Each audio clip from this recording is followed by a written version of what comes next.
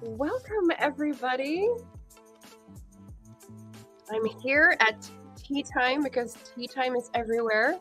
My name is Margaret. You've landed on my channel, which means you're on Booktube. Thank you so much for tuning in. Today we have a really cool kind of party atmosphere. You'll be able to see tea and cake and these wisecrackers, JD Estrada and Emma Bennet. I just wanted to say thank you for coming. I'm a historical fiction and fantasy writer. If you've come from one of them and you don't know me before, I've got 6 books out. We've all got a bunch of books out and have grand plans for more. So without further ado, let me bring them on. Hello, hello, fellow anniversary celebrators. How you doing? Hey. Doing well, recovering from a really easy week. Oh, that sounds like sarcasm. See, I called it with the wisecracking. Yay. A little bit like salt-based sarcasm, but like a little bit. Awesome. All right. Well, for those of you who are in my audience who don't know my lovely guests, I will introduce them and tell you why we're celebrating anniversaries and why we have a cake poll. Because, as you know, anniversaries require cake. So we'll be getting to the nitty-gritty of that in just a second. Let me start with Emma Bennet. Emma grew up and lived in London before falling in love and moving to Wales to marry her own hero. Emma now lives with her husband and 4 children in a small Welsh market town.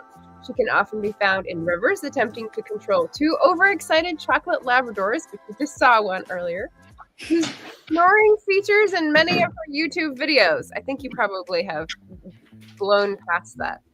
Emma likes, in no particular order, cake, yay, books, Cary Grant films, coffee, chocolate, yay, guinea pigs, knitting, quilting, and happily ever after romance.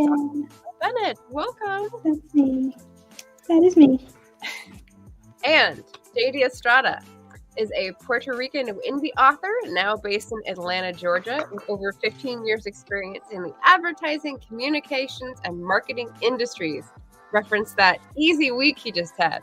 He began his writer journey in 2013 with Both of Us and has since self-published 21 books in genres from urban fantasy to middle grade, poetry to nonfiction.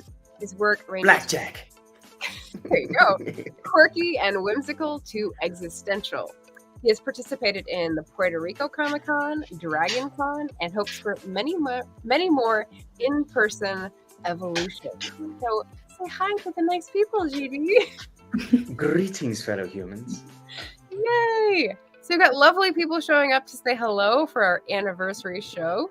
Richard Holiday has shown up and voted on the cake. I think he knows who might be behind the lemon drizzle. We did actually chat about it earlier. I have to say, I did message Richard about it earlier, so that's not very fair. Self-Hub with Andy. Awesome. Hello, hello. Ben Pick at Running to Write. Lovely to see you. Yay. Threw a book at the like button. Andy always has creative ways of hitting the like button. Thank you. Thank you. We've got Barrett Laurie in the house saying, hey, hey, hey. And Cool Gamer saying, hey, right back. Anita Stewart. All the fun people are coming out from the woodwork. Cake. All right. Do we want to present our cakes? I just want to eat my cake. This is painful. It's right next to me. Okay. So let's eat and make all of our audience members jealous by showing off our cakes. So everybody. I don't want to do a fail army. Here we go. All right. So let's dive in. Let's give ourselves a moment. I will dive in. This is the first time that I tried pineapple cake that I remember. I might have had a cake with pineapple, but I don't remember a pineapple cake. I actually bought this about 35 minutes ago. Richard's asking who's got the moistest cake. Mine is pretty moist, I have to say. Well, this is drenched in caramel sauce, so right. I don't think that's a fair question here. They're different. And it is store-bought. But a couple things.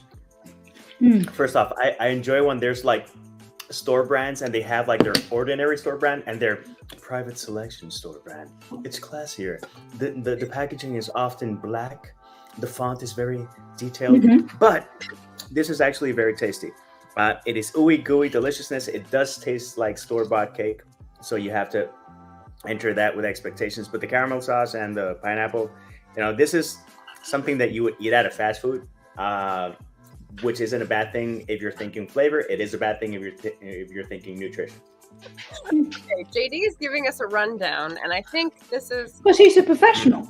I like that. He has a series You know what? of tests on his. We need to see if the dogs like it. Next time.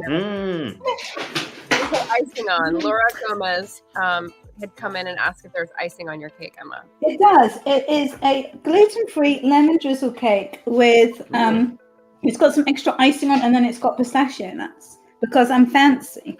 Yes, and I sent you a gif about how fancy. Yeah, I'm very, very. And fancy. what are you having, Margaret? Oh, I made chocolate cake. I made it chocolate espresso. Yeah, pretty classic. I was telling Emma I went to buy a slice of chocolate cake at a bakery, and I didn't realize till I got it home that this is basically the same one that I made but with espresso. So I added espresso to mine, and it's just delicious too. So here's to not paying $3.50 for it. And as I mentioned to both of you, but not to the crowd, I'm also trying Colonial Boohee tea for the first time. I bought this in Charleston. Boohee is the way that they refer to tea in the States way back when, which is yesterday for European standards. I always find it funny when they say, "Oh, a long time ago in the United States," and I'm like, like the 1960s, 200 years, 150 years. So it says it's supposed to be a little smoky, and it does smell a little bit like barbecue. Very nice. Mine is Earl Grey because Margaret made me think about Earl Grey when I was catching one of her lives the other day, and I thought, you know what, that would be pretty nice. Which is awesome. I'm going to start us off on our first question since we have dispensed with the taste test portion. I'm just drinking regular PG Tips. Give us a highlight. So after 10 years in publishing, 2013, a long time ago, what is one moment you remember, or maybe two, that made you feel, yes, this is what I'm meant to do. It's all worth it. Should I go first? Yes, please. Ladies first. Go on. So from the point of view of wow, this is amazing. It was probably when I got a phone call from a publisher wanting to publish my book. And that was back in I wanted to say 2014, but I'm not completely sure.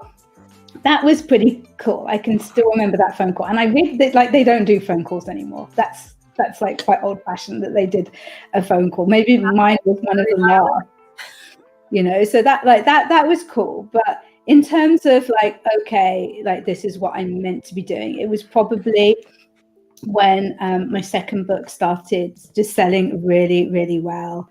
And I was making proper money and people were reading it, and it was this is a proper job now. This is what I'm supposed to be doing. Wow. And that was proper money. What is that? Right? Awesome. It's a mystery to me. Still waiting for that. Yeah. How about you? Well, I only need money to buy snacks, and you get your snacks for free, JD. So. I've gotten a few, but most of them the day job pays for them. For me, or if you're chewing, I can jump in. No, I think he has to talk while he's chewing. No. Honestly, the first time that I held my book in my hand, it had that little hell yes moment, because it took so long. It took 6 years to write. I wrote everything by hand. I hadn't transcribed anything, so it took me a year to transcribe and edit the damn thing.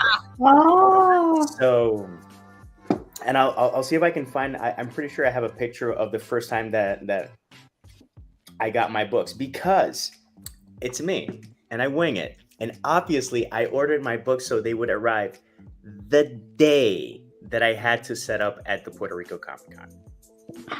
Because the word clench, it's there. The more you know. So I got it. I got the box, rushed over, set up. My setups in booths are really simple. And the thing is that I'm a nobody. Nobody knows me.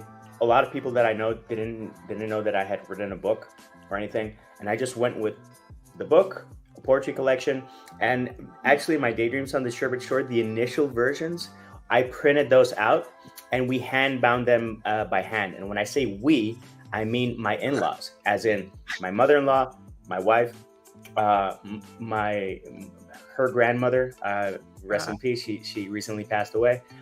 Everyone pitched in to help so that we could have those. And I'm pretty sure that in some place, probably in storage in Puerto Rico, I still have a couple of copies of that.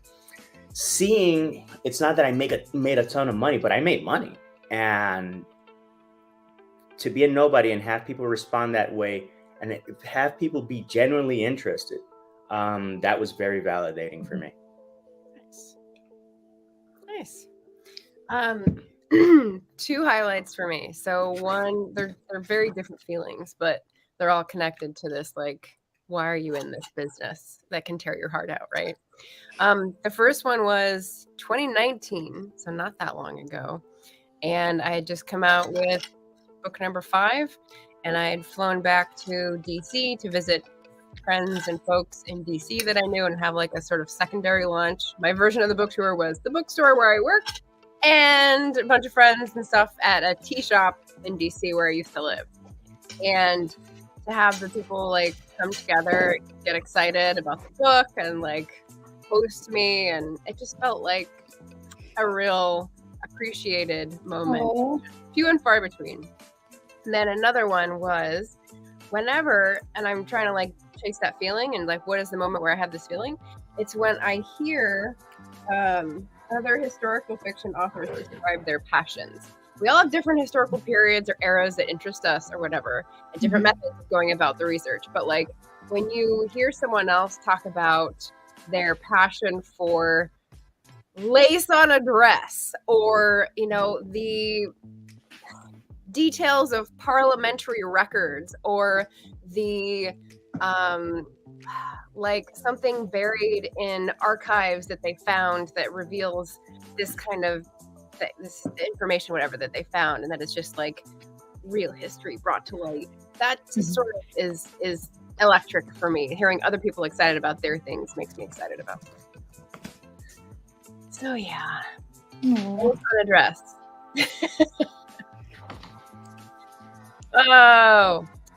Is the contemporary fiction you wrote in 2013 now classed as historical? No, I didn't write contemporary fiction. I wrote a historical mystery in 2013, so I can't answer that. But you can correct him. Yeah, but, keep coming with those questions. We love it, Richard. Okay, so after highlights, I have give us a top 5. So a top 5 list of any category. They can be funny or tearjerkers or whatever you wanted to present. And does anyone want to go first with their top 5? Top 5 what? You were supposed to come up with it. I was organized. Mine is kind of serious and sensible, but some of us read the show notes, is all I'm saying. Why don't I go first and JD can quickly come up with something? He's winging it. We'll give him the time while we go through ours to get his top 5 in gear. Exactly. I already have 3 options I have to pick. Okay. Emma, go ahead. Okay. So my top 5 are my top 5 favorite writing craft books, because when I was first published in many moons ago, in 2013. I didn't have any writing craft books. I didn't have AuthorTube. I was just winging it completely. I was just making it up as I went along, and I swear it was just pure luck that it all came together. So these are my top 5. So First one is the Emotion Thesaurus. I'm sure that everybody's heard of these before, but this is unbelievably useful, and I'm using it in my writing class at the moment. Everybody loves it. They're all fighting over it all the time. Just, to really help with the showing, not telling, and to be able to express how our characters are feeling. Then we have Stephen King's On Writing. The reason that it has a sticker is because my husband, when he gave this to me, was feeling particularly cross about our dogs because he's not a dog person and they're really annoying. And he was like, oh, there's even a stupid dog on the front of the Stephen King book. So I stuck a sticker over the dog so that he wouldn't have to look at the dog. And it has stayed there for like the last 2 or 3 years that I have had that book. Then now this is one just for the kind of romantic people, Romancing the Beat by Gwen Hayes. This is a little tiny book, but it is so unbelievably useful if you're a romance writer or if you're just writing a romantic subplot or something like that. It's just really useful to get those beats right. I've heard great things about that one too. It's so good. Number 4, Understanding Show Don't Tell. This is amazing. This properly explains it, and she has so many examples that you can kind of, what I like to do when I kind of go through it is take the examples of telling and kind of do my own take on it to try and make it more so that it's showing. And I find that a really useful exercise. It explains it very, very well. Nice. And then the final one, can anybody guess what it's going to be? Number 1 slot. Oh, Save the Cat. It's Save the Cat. Everybody loves Save the Cat because it's unbelievably useful. Yeah, it's unbelievably useful because it just breaks it all up. And I don't use this when I'm actually doing a first draft, but when I'm going through doing my second draft, I do kind of just make sure that I have been hitting all those beats when I've been writing. And if there's anything that feels a little bit off, it's generally because I haven't been hitting my beats. And that's why I use that. So that is my top 5. Yeah, good one. Good one. Okay. All right. So my top 5 are, so like I have in my Google Maps, I have a vanished map for like all the places that I used to go to and love that are now gone because time. So that's the saddest thing ever. that's like, why? Why don't you remember them? Otherwise, I'll never remember all these places that I used to go. It's to help the artificial brain. You've made a list that is the most depressing list in the world. Go for it. Existential. Okay, so my top 5 is like ways that the publishing industry has changed since we've been in it. So 5, I remember free Goodreads giveaways where you didn't have to pay to give away for free your book on Goodreads. It was a golden. I was never ever able to make Goodreads work for me. It feels like I had to put in so much effort that I was like, nah, I'm just gonna track what I'm reading. Cheers. Not worth it. Goodreads is evil. Yeah, the first 3 books I was able to do Goodreads giveaways for, and I had spikes in free download reads and pages read and whatnot. But after that, I got cut off. Number 4. Amazon's backdoor pre-order rigmarole.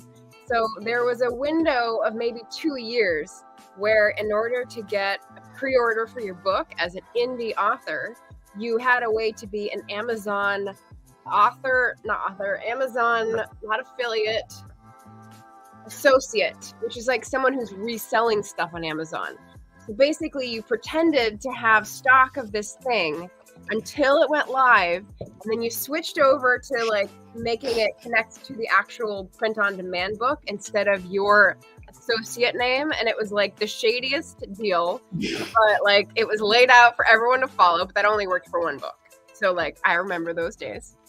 Maybe it's good that these things have gone. I'm happier about this now. Well, I just saw on MK Williams pre-order thing that Amazon still doesn't have like a link to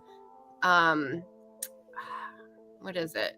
It won't allow you to do a pre-order for a non-audible audiobook. So if you have like something coming in from somewhere else, make it available through them at the same time, which is janky. Okay, number 3. Before Square and PayPal gave you mobile like card readers, you had to carry around envelopes of cash to events. And sometimes you still do if you want to provide that for people. But like, I remember just having to go to the bank and get like $100 and ones and fives and tens and go to events at book fairs. And it always felt a little nerve-wracking.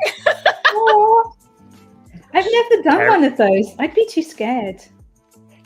Carrying the cash, and in Puerto Rico, it's like, yeah. Okay. Oh. I still carry change, but much less because everyone is either doing it via Venmo, or they have exact change, which I so appreciate. Yeah. All right, number 2, when CreateSpace, RIP, was not KDP, and the forums and the customer service for CreateSpace were actually decent. You could find your answers instead of being like shooed into a little customer service dead-end cul-de-sac. So that was, I remember that.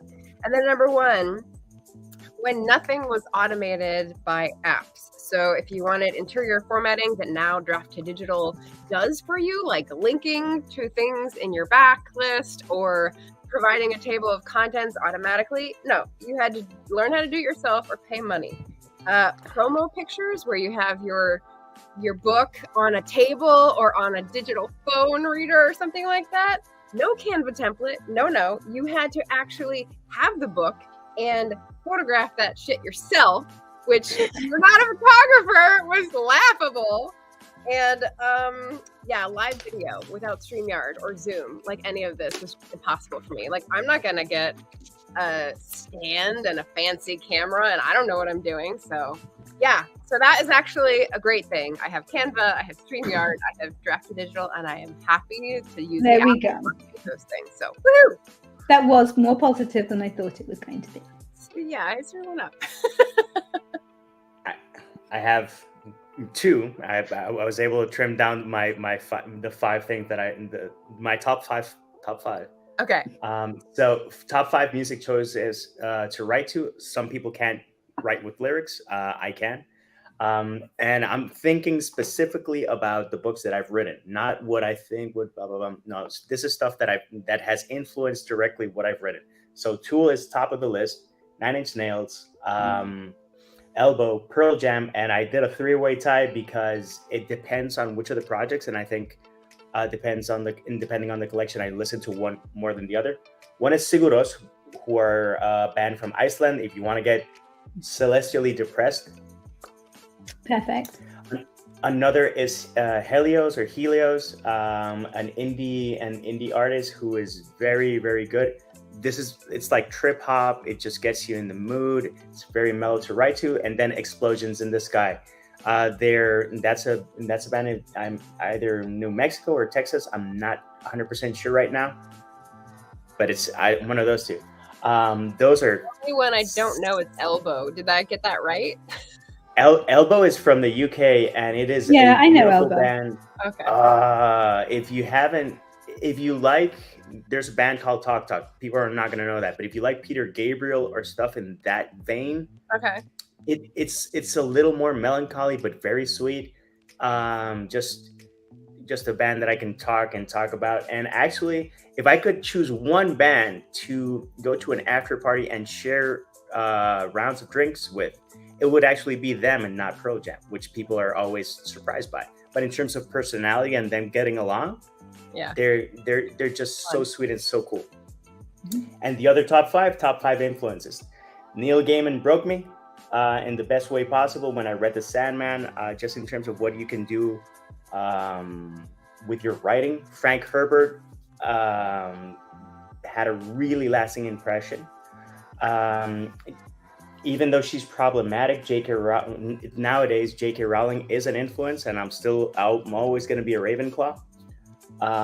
Terry Pratchett is a late blooming one, but in terms of writing, I don't think I've read someone that can do more with a single sentence than that guy. Just consistently quotable on every damn page. It's frustrating. As a writer, it's like if you play an instrument and then you see like Rush play live, you go like, I'm just gonna hang it up.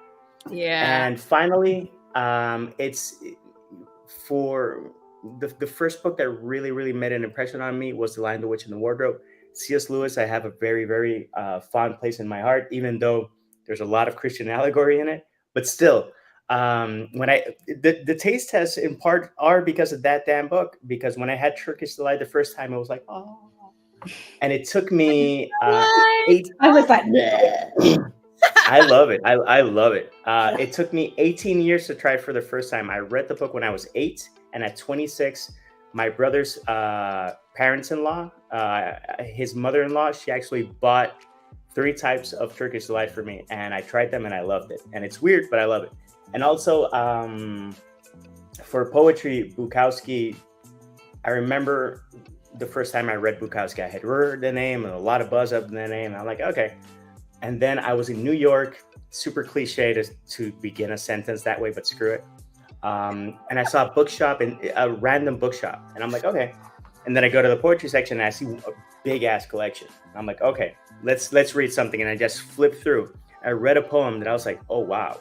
And then I read like 3 more. And it's intense to see how someone can be that crass, but that emotional, and can pivot in a matter of 1 line. It was I was having a moment in public that I was like, oh wow, I really wish I was in a closed room because this should be private. I bought it and it definitely made an impression on me. Okay, so you snuck by with 6 items on a top 6. 2 lists. yeah, I mean, seriously, do you need us to leave? Do you just want to take over? I can go and get more cake. Like, that's fine. You should send me some of that cake, both of you. Oh, Laura says, I had a crush on Aslan. Yeah, can we just deal with that comment for a minute? That's not quite weird, sweetheart. That's really weird. That's a lion. I mean, yeah, especially given the symbolism. Yeah. You might want to speak to someone about that. All right, so pie in the sky goals, or big fat hairy audacious goals, however you like to frame like your dream one day of being in the publishing industry. So we've been in for 10 years. Like there's definitely more road in front of us. What do you see as like pie in the sky goal that you want to conquer or dream of someday? I've just finished writing a Christmas book. I've just done the final edits and sent them off to my editor, and I'm going to be writing another Christmas book for next year. What I want more than anything is for one of my Christmas books to be a Hallmark movie. And yes! I would, there's nothing that would be better than that. That would just be amazing. I don't want like a big blockbuster one. I don't want to go to some premiere at Leicester Square. Okay. I don't want to have to dress up. I want to be able to stay in my yoga pants for this experience. That's what I want. But you can have a party in your house in yoga pants with all your friends. Yeah, but I don't have to invite anyone. It can just be like me, and my dogs. Yeah, true. Possibly my family. I'm not sure. Any way you like it. That's fine. Yeah, there we go. Oh, that's good. I like that one. That's the one. Love it. Katie, pie in the sky. Just one or rip off 3? Well, you'll probably do loads anyway. Just go for it. Extra. It's a safe space here. You can be extra. I'm very extra. I've got 3. Okay. I would love to collaborate, like Pie in the Sky. I would really love to collaborate with a school so that we could make a video game where I wrote pretty much everything and they designed that.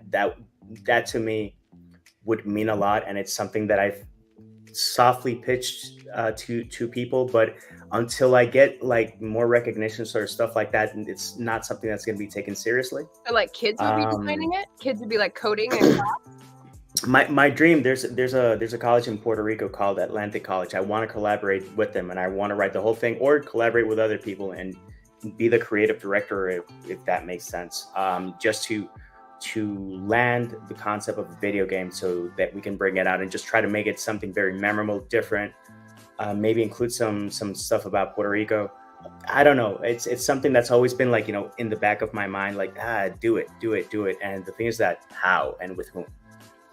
Another I would love to go on a book tour where I play music and promote books in bookshops.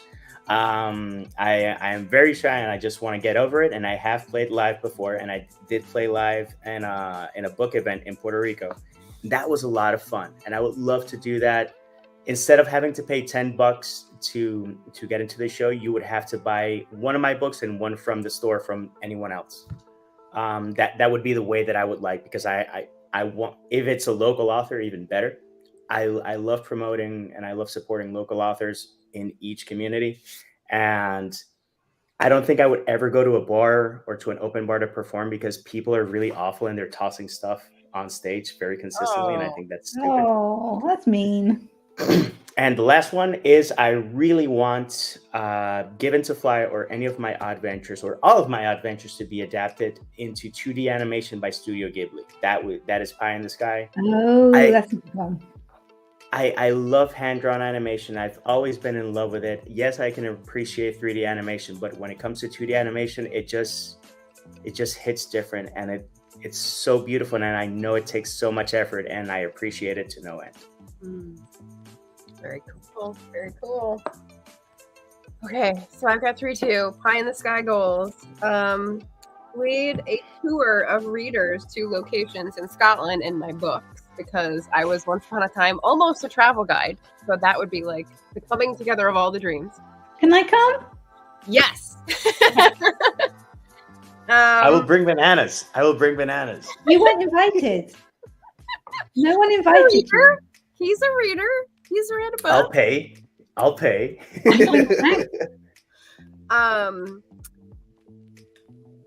You read Fabled Passages. You read Dulce's Legacy. Mm-hmm. Correct? Yes. Yeah. You're both readers. You're in this club. You can come to Scotland.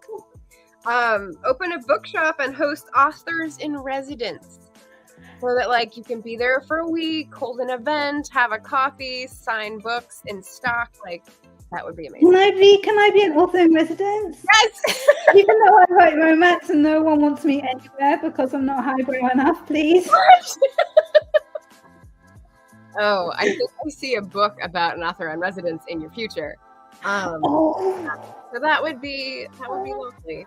And then the third one is to have David Tennant read my series, my Scottish series, and recommend it on the record, because he was on Who Do You Think You Are, which is that British like ancestry show where you look at your roots, and he talked about his family and how they were kicked off this island and how they emigrated to Glasgow, and I was like, you're describing the plot to the book that I wrote, and this is amazing. You should read it and recommend it. And I got really excited, and I like, did I write him? I can't remember if I sent him something, but like, where are you supposed to send something to David Tennant? Maybe I just gave up, because I was like, I did this with Diana Gabaldon and got no answer. You're going to have to properly stalk him, put some effort in. Come on. No, like the internet's made us lazy. Yeah, before the internet, you would have really put some effort in. True. Like, come on, you can do better than that. Well, if anyone out there wants to help me have that dream come true and knows how to get to David Tennant, pick me. I'll help. I'll stalk him for you. You're closer. I am. I'm closer. I bet Martin could help with that. He always seems to know where famous people live. True. I'm going to ask Martin. Okay. All right. So both of you guys actually recently revealed that you have hidden ninja skills in language. Not revealed to the world, revealed to me. No. So I'm going to ask you to describe your latest creative project in another language. I can't do that. I only know dead languages. I would have no concept. And like 20 years ago, no, like I cannot do that. Seriously. Like, I know about Roman senator speeches. No, I can't do that. All right. Well, but you want us to do it in another language? Yes. So yeah, you can do that. Under a minute, I'll time you. So go. Ahora mismo estoy terminando la versión todo español de 2020. Para los que no saben, yo escribí una colección bilingüe que se llama 2020. Esta es la versión todo inglés. Y ahora va la versión todo español. Esto es un proyecto de pasión porque es importante para mí y voy a hablar de eso en inglés ya mismo. Aparte de eso, estoy finalmente terminando la tercera novela del Human Cycle. Después de Shadow of a Human viene Beyond Human y voy a terminar eso este año. So that's me bringing the Puerto Rican out. Quick recap. I have a bilingual collection called 2020. I did an all-English version, which you read. Thank you. And I'm doing the all Spanish version, and it is very important for me to have those three and show that I can do all three. It's one of several projects that I say it's not going to be that hard, and then when you get into it. Yeah. And the other one is finally finishing the Human Cycle. It's been a long time coming. Editing. And actually, so just a quick plug for the Fireside Chats. So I am welcoming a creative guest on every weekday between Mondays and Fridays in August at 5 p.m. Pacific to do a creative game exercise. Last night, I had Alice Henderson, and we did flash fiction based on research facts because she is a wildlife biologist who works that into her heroines' thriller plots. And so we were talking about near-Earth objects. And I did a flash fiction that was like your water drop bearer coming through the atmosphere to the Earth, but it was a comet that was coming around and its mission was to destroy Earth. It was amazing. So I definitely said hat tip JD Estrada because this is one of his short stories. Yeah, it was fun. Thank you. That is Celesteers. Yeah. You're one of the few people that have actually gravitated towards that short story. Most people prefer Journeyman. That's the one that they say is the best. Mm. And I will not disagree. Yeah, everybody gets their own taste. Yeah, it's awesome. Am I going to? Ooh, I just got a lurching feeling in my stomach at the feeling of trying to do this. Okay. This is gonna be bad because I haven't rehearsed this. Wait. Do you want a drum roll? Would that help? Would that make it less intense? I feel that would help. I'm gonna flap my wings as you wing it. Come on. Oh. L'histoire que j'écris à ce moment-là, c'est celui qui parle d'une histoire d'une servante en Irlande du Nord qui déménage en Écosse pour les raisons d'économie. Et puis, c'est là où elle rencontre un autre personnage, en fait, qui vient anciennement du Pride and Prejudice. Et alors, c'est une histoire de la Régence, peut-être, mais 20 ans plus tard, et aussi avec un peu plus de la question sociale et les complots plus compliqués, quoi. Et ouais, bien, c'est là. Oh, Margaret. Oh man, I love it when you speak French. Okay. I love Laura's last comment. Ménage. Me too. Move, yes. Zut alors. Yes.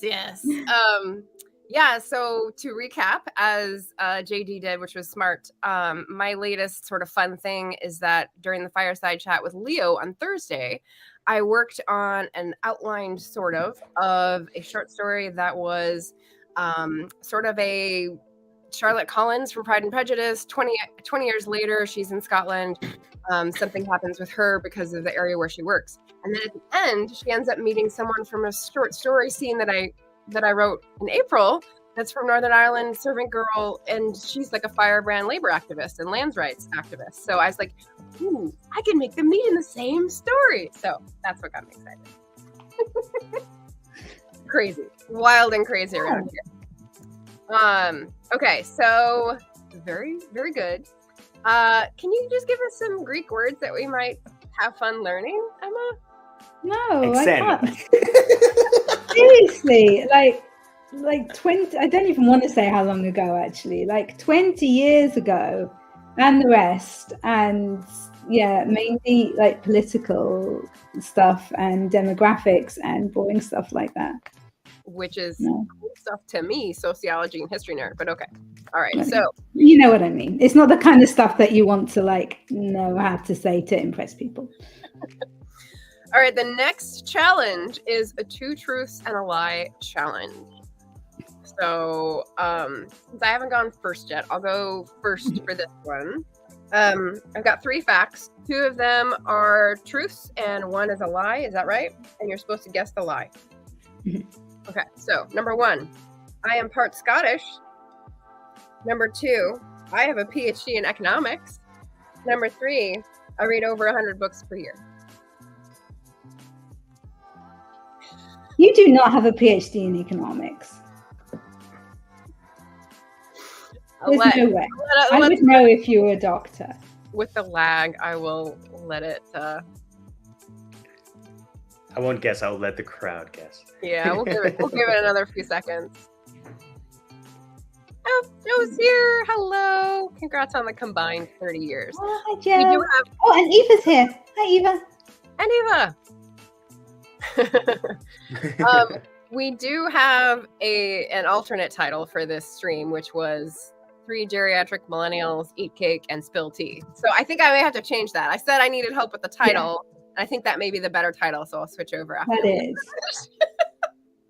Are we technically millennials? Just about. Yes, I use that term especially because JD has some golden sketches from like a year or 2 ago where he does these little sketches with like makeup or like, I don't know, maybe it was just CG stuff. It was just me looking like shit because it was the pandemic. I thought you had like a beard or gray hair on or said something that you were doing. I have beard and I have gray hair. Sorry. No, but you can. I grew my hair out and it was wild. And I said that I was only gonna cut it after I surfed once, and it is really weird to surf with long hair if you've never had it in your life. Anyway, the sketches are of him acting like an elderly person, reflecting back on when he was a young millennial, and they're just hilarious. He's being crabbity curmudgeon.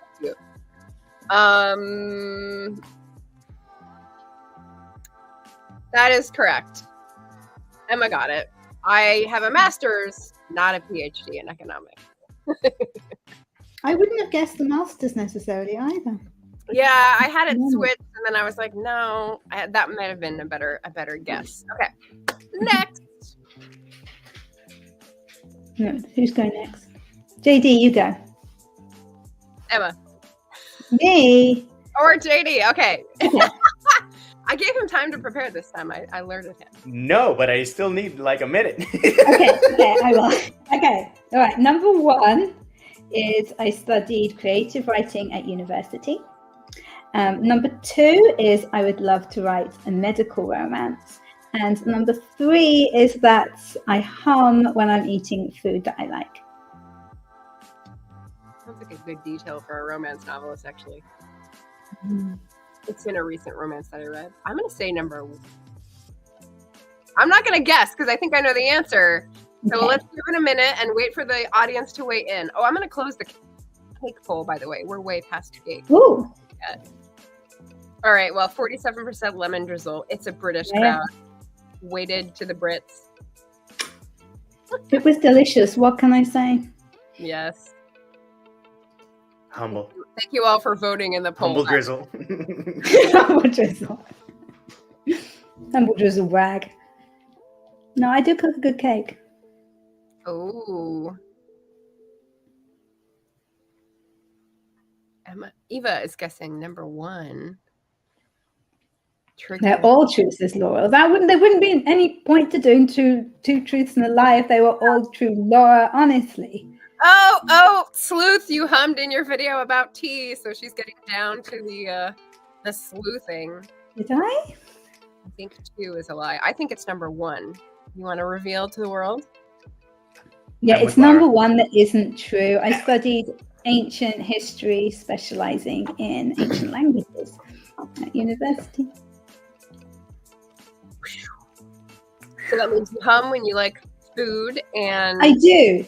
It's dance? really embarrassing because I don't realize I'm doing it and I'm just there. And sometimes I also do like a little dance as well. I just get very, very involved in food. And Okay, but when you how does the hum go? it's just like a really happy like I'm like pumping away. that was a detail. I've always done it. Ever since I was absolutely tiny. I would sit there with like a packet of hula hoops and I would be humming away to myself while I was watching TV. That was a detail for our heroine in Zora Books Her Happily Ever After, which is out of Bookstore Owner in DC, contemporary romance.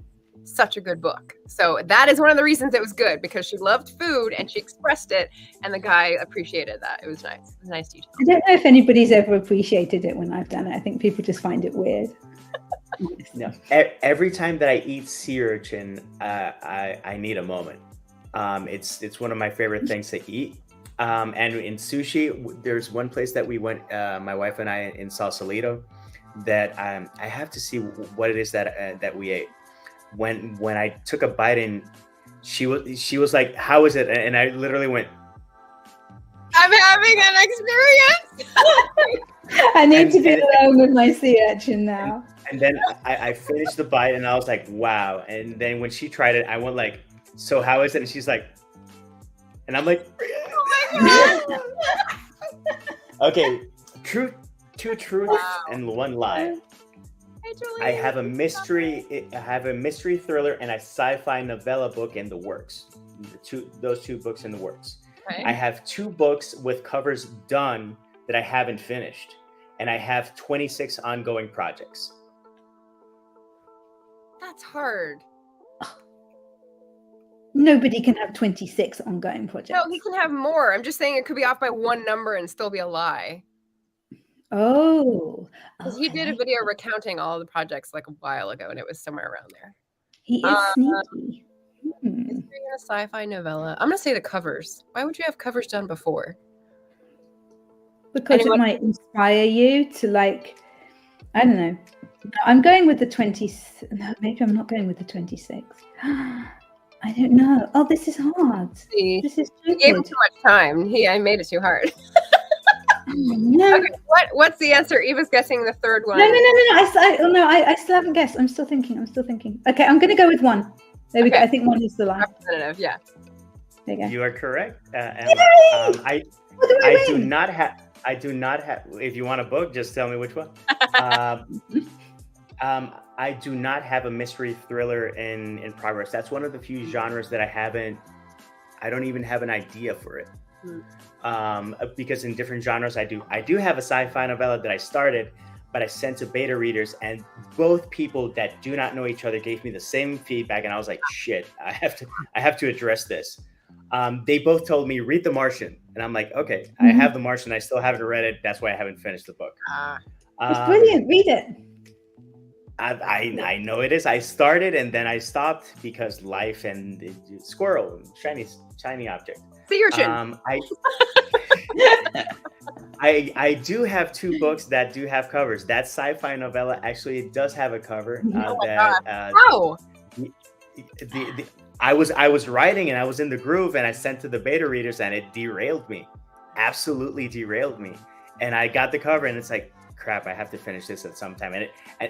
And it's one of those times when I got the cover, I have 0 revisions. It's like you're just gonna have to adjust the spine when I finally have your final page count. That's it. And I do have another booktuber. Her name is Ola. She's from Italy. She actually designed the cover for speculative fiction collection. You gave me, when I read your collection, I was like, this is what I want to do. So I'm working on a speculative fiction collection. You should definitely do some cross promotion then. Yes, I love the cover. But I do one of those short stories, and then I get pulled to another project. I finish that project, then I go back. I just have to focus because I'm about halfway done, I'm guessing. And I do have 26 ongoing projects. I thought I had closed more. And then when I did a tally again, I was like, I told you. It's crazy. That's insane. I'll do another recap. But if I finish the other two projects, I'll have 24. I would be in a corner rocking, just probably humming as we are whimpering with the stress if I had 26. Yeah, I know. People say, "Oh, how does it feel to have published 21 books?" And I'm like, "Okay, I still have 26 in the go." And they're like, "What?" Not even halfway. Yeah. Yeah. Oh, well, Anita brings a different point to the table. Perks of doing your own covers is that you can do the cover if you're stuck on the text. Yeah, that's totally. If you just feel like doing it. Yeah. Why not? I am not that person. I only get the cover. I only pay for a cover when I know, like, okay, I'm done. I'm ready, and I'm ready to go for the last part. I did these two. And those are cool. nice. Yeah. Look at you. I've read both of those. Obviously, your covers are selling me, JD. I think it's more the content. All right, final question. Lesson. Share a lesson after 10 years of publishing that you've learned. Like, what do you come back to? I don't know. Maybe it's an easy lesson. Maybe it's just like something that grounds you. Maybe it's, I don't know, esoteric. What do you got? Okay, don't read reviews. There we go. It's an obvious one, but it's a big one. Check your ratings just to see that you haven't got 100 one-star reviews and there isn't something, properly wrong with your book. But don't read the bad reviews. Most of the time, they're just stupid. I had, about the one-star reviews that I had for my book, don't you, Margaret? I heard about them when they went transitioning. No. That was the whole. That was actually, was it the same book? I think it was the same book. No, it was for his secret daughter, and the complaints giving it 1 star was that the Spanish wasn't correct in the book. No, it wasn't. It was Catalan. It wasn't Spanish. That's why it wasn't correct Spanish, and it's quite clear. It's quite clear, and I say what the hero is speaking and where he comes from. That's annoying. But I was given 1-star reviews, like 2 or 3 of them, I think. I can't remember now because of the Spanish not being correct. So, I mean, you hear of people giving 1-star reviews because the book arrived smelling slightly of egg. What can you do with that? It's not worth it. There we go. No. So Martha Jones of Self-Righteousness was the guest on Wednesday, and she and I wrote book reviews as our creative exercise. Because, I saw. Always help your friends. Yes. And she asked, do you read your reviews? And I'm like, yeah, I don't have enough not to read them. There's I can count them on my hands and toes, like, why wouldn't I don't have enough reach to get to people who are going to tear me apart or be silly. So yeah, I still read mine, but eventually I'll get where you are. Eventually you'll get the mean reviews. Yeah. Then I'll I've gotten reviews that I just don't understand, because getting a bad review, hey, I'm not a $20 bill. Not everyone's going to love me. That's fine. And some people have genuinely not enjoyed my work and have DNF'd me at 6%. One review actually did not finish and then just went on a hoity-toity soapbox filled. And I'm like, you know what? That game, I see your point. I know what they were referencing, and I read my book and I love them warts and all. I recognize the faults, but I go I don't want to keep nitpicking and just obsessing over that. Okay. There's a 2-star review. There's a 1-star review. There's a 1-star review that has positive things to say about my book. And I'm like, if there's anything positive to say about the book, why is it a 1-star? I really commend the world building, but I just didn't see the relation between one chapter to another. And I'm like, that's because they're independent short stories set in the same world. But thank you for not reading the intro. That's a me problem. That's a me problem, and not making it even abundantly clear that these are independent short stories set in the same world. That's people being dumb. Yeah, but I wanted to write something that was like Saturday morning cartoons. That if you read it sequentially, it's going to benefit you. But if you read them out of order, it's not going to break it. But I saw that and I'm like, if you have anything positive, I got another really positive review and I'm like, did you click the wrong star? Because you have a lot of good things to say about a 2-star book. And it is what it is. What's your lesson? I'll give you 3. Read your own work for pleasure, or for research. I have reread Only Human and Shadow of a Human. Again, I see the faults, I see the areas of opportunity, unless it's a glaring typo. I'm not okay with a glaring typo. I am okay when I do the whole verb tenses that I muck it up. And I'm like, you know what? Sometimes people talk that way. That's how I think. That's how I talk.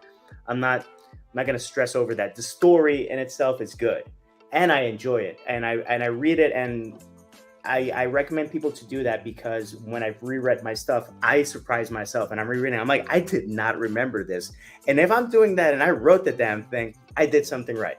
Yeah. Did that with Legacy during Tuber Book Club. They were asking me stuff, and I went back and I was like, oh yeah, that was cool. Yeah. Erased. Hey, we're working. When you work on enough stuff, you will forget. Second, not everyone will care about you and your work, and that's okay. I try to support different people, different authors. I try to champion people. I try to share their stuff, share their videos, etc. I will lean heavier on the people that I am fond of and that are cool and that support me back, just because I think that's the way to be. There's some people that I really wish I could champion more, but they don't absolutely give 2 Fs, and I'm like, hey, it is what it is, and it's kind of frustrating, and at the end of the day you just have to be okay with it, because if not, you're not going to sleep for the wrong reasons. And the third one, make the process of everything about your writing and marketing as fun as possible and enjoyable, because if you get 10 likes but you still had fun, you're still winning. Yes, that links to mine. So mine is, after much considering what I could say that wouldn't sound awful.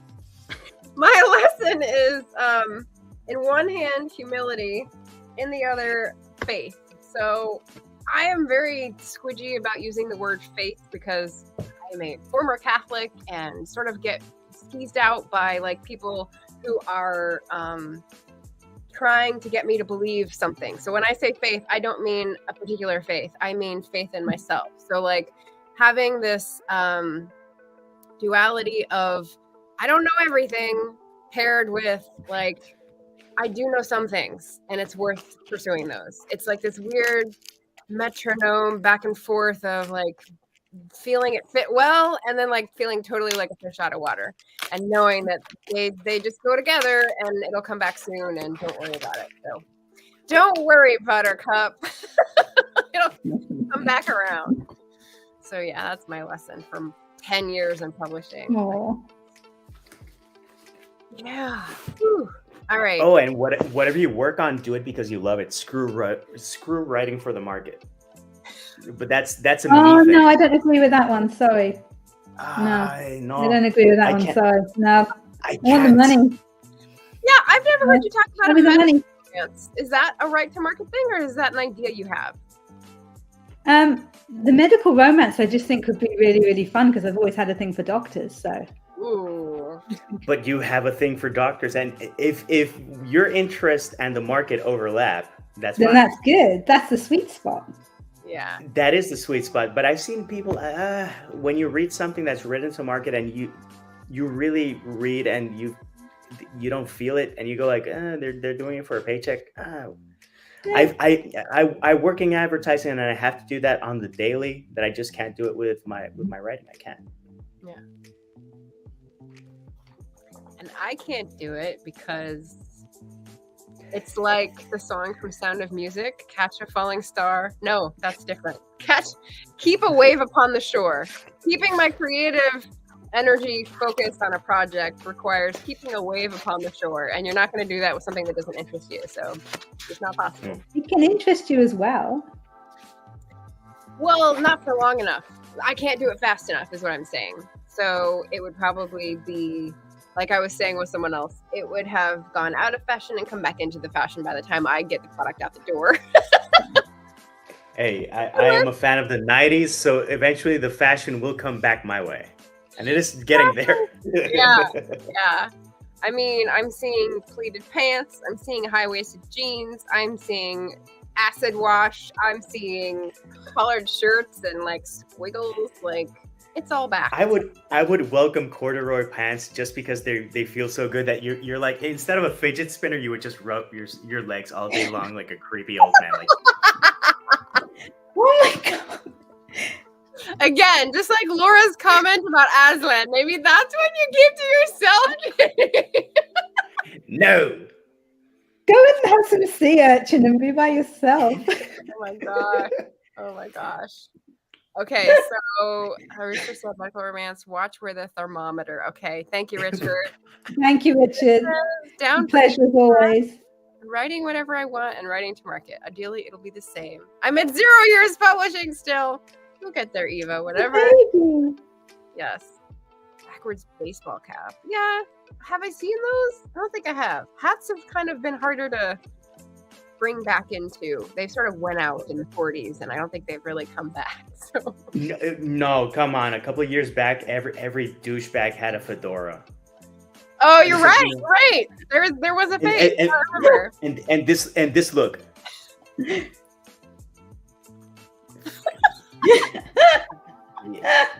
Oh my god. Cannot deal. Oh my god, Laura's comment. That one? It's the dream. Well, some of my most popular videos are when I play with my banana in public. So, how's that? Right. I do 00 bananas videos. It's something that I haven't done in a while. I play a banana secret agent. It's just that time and creativity in terms of that specific product. I would love to make a silent film about 00 bananas. That's an extra pie in the sky thing. You silent play with your well, it has to be silent film because you don't talk to them. That makes sense. you play with your banana in a video and you wonder why that gets views. No. It's the videos with the banana. They are very whimsical, and I don't get anything creepy of that. That's only because of the feet. The feet, I get a lot of creepy stuff. A lot of free massage offers. I feel you could get creepy stuff with the banana as well. Nope. Fortunately, knock on wood, and not my banana. Do we want to? Never mind. I'm not gonna go there. Okay, so we're gonna wrap it up. Move on. Margaret, move on from the banana. Please. Yes, we're gonna. I was trying to think of an S word for dancing, and I couldn't think of it. Sachet. Sachet. Ooh. Thank you. Sachet our way out the door, off the stage. What are your latest projects, or where can we find you on the interwebs? And I'll start with JD because I have a link for JD for the project of the day. This little, not so little book. This is the second installment of the Daydreams on the Sherbet Shore. I'm very proud, and very proud of the not for resale label that Amazon sends on a proof, because it's so stupid. I am very proud of this book on how I wrote it, because everything that I wanted to hit upon, it's there. It's the kindest book that I think I've written yet. The cover is by Melissa Lettuce. She's a wonderful artist that had biblical levels of patience with me. Biblical, and just worked with me. And when I was editing this, it felt right for all the right reasons. Like this project has evolved. Yeah. No, that feels right for the wrong reasons. These short stories take place in the world of Draim, which is the dream world. There are several countries within the Lucid. We're starting with Draim. These are very whimsical. In the morning, the sands at the Sherbet Shore taste like mango. In the afternoon, they taste like plum, and it can change depending on the season. And that is what you're going to be finding. It's a little bit of Peter Pan, a little bit of Wonka, and a lot of me. Oh, that's awesome. That is a sequel Cool. that is coming out or is out now? It is out now. You can buy it. Yay! Buy it now. Buy it now. Like, Arnold, buy it now. Run, don't walk. So the Amazon link is in the chat. Emma Bennet, romance author, popular literature. Where can we find you? You can find me here on the YouTube, so my channel, which is called Emma Bennet, possibly, or maybe Emma Bennet Romance. I never know. It's probably linked below because Margaret's very good at that kind of stuff. We have lots of fun over there. I do some author live vlogs. I share my kind of author journey. We do some live streams, tips and tricks. Sometimes it's all good. My Christmas book is going to be out at the end of October. I said earlier I have just sent off my final edits to my editor for that, so that's awesome. I am also just putting the finishing touches to my Twitter for Writer's Book. Still trying to decide on the title now that it's kind of X or whatever, but I've been getting some help with the keywords and sorting that out. That's cool. And my How to Win NaNoWriMo book will be out before October as well. So that's really, really cool. And I'm currently writing my first Regency romance. So I'm busy. Yes. You have, so that's 4 projects you've just named concomitantly working on. Awesome. All right. And I will just put an overlay for a second to show you. Ta-da! This is where you can find my books. It's a very convenient link. They're all in one place. And you can also check down below. I've got historical mystery to historical supernatural, time travel to historical fiction, and speculative fiction. So hopefully something for everybody and through every retailer. And you have a short story here. Yes. And I have my copy. Yay! Thank you. Yeah. So I am very happy with the results of the last month of plugging that overlay on, because I didn't have a goose egg of sales last month, which makes me very happy. So I'm going to continue to do that every so often just to let people know where they can buy my books. We had some Twitter comments. And yeah, people are just having fun with the name. Okay. Yeah. So that is our 10-year celebration. That timing was perfect. In real life. Thank you, big baby. I don't know, JD, can you do that big baby voice that you did at the beginning? I don't remember what big baby voice. I was just saying, shush. The dog. The old dog. That's a baby. It's cute. So thank you both for coming on the channel and joining in the anniversary cake celebrations and with tea, because you know me, I love it. I feel so understood, so seen. And thanks everyone for coming to watch and read our books. That is so nice of you. So happy reading. Take care, and we will see you again